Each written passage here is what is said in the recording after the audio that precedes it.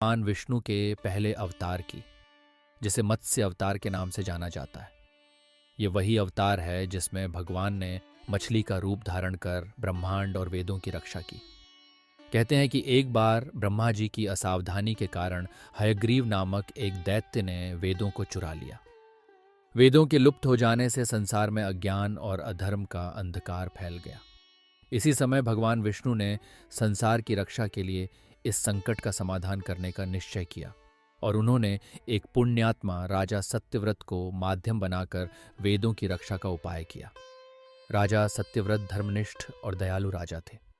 एक दिन जब वे सुबह सुबह कृतमाला नदी में स्नान कर रहे थे, तब उनकी अंजलि में जल के साथ एक छोटी सी मछली भी आ गई। सत्यव्रत ने मछली को नदी में छोड़ने का सोचा, लेकिन तभी मछली ने उनसे अपनी प्राण रक्षा की विनती की। सत्यव्रत का हृदय दया से भर उठा और उन्होंने मछली को अपने कमंडलू में डाल लिया। अगले दिन सत्यव्रत को बड़ा आश्चर्य हुआ। मछली का आकार इतना बढ़ गया कि कमंडलू उसके लिए छोटा पड़ गया।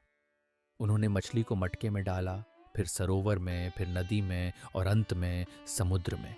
परंतु मछली का आकार लगातार बढ़ता ही गया और समुद्र भी उसके लिए छोटा साबित होने लगा। यह देखकर सत्यव्रत विस्मित हो गए और समझ गए कि यह कोई साधारण मछली नहीं है। तभी भगवान विष्णु ने अपने दिव्य रूप का प्रकट किया और सत्यव्रत को बताया कि वे हयग्रीव नामक दैत्य के द्वारा चुराए गए वेदों को पुनः प्राप्त करने के लिए मत्स्य रूप में अवतरित हुए हैं। भगवान ने सत्यव्रत को यह भी बताया कि 7वें दिन प्रलय आएगा, जिसमें पृथ्वी जलमग्न हो जाएगी। उस दिन एक विशाल नाव आएगी जिसमें सत्यव्रत को सप्तऋषियों और संपूर्ण अनाज और औषधियों के बीजों के साथ स्थान लेना होगा। उस समय भगवान विष्णु मत्स्य रूप में प्रकट होंगे और नाव का मार्गदर्शन करेंगे।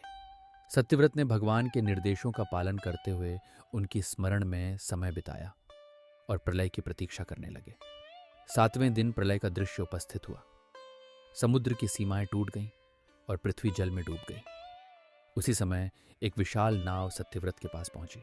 सत्यव्रत ने सप्तऋषियों और सभी आवश्यक बीजों के साथ उस नाव में स्थान लिया। प्रलय के सागर में तैरती हुई नाव में भगवान विष्णु मत्स्य रूप में प्रकट हुए और सत्यव्रत तथा सप्तऋषियों का मार्गदर्शन करने लगे। भगवान विष्णु ने सत्यव्रत को आत्मज्ञान का उपदेश भी दिया, जिससे उनका जीवन धन्य हो गया। प्रलय का प्रकोप शांत होने पर भगवान विष्णु ने हयग्रीव का वध किया और वेदों को पुनः प्राप्त कर ब्रह्मा जी को लौटा दिया। इस प्रकार भगवान विष्णु ने अपने मत्स्य अवतार के माध्यम से वेदों की रक्षा और संसार के कल्याण के लिए इस दिव्य लीला का प्रदर्शन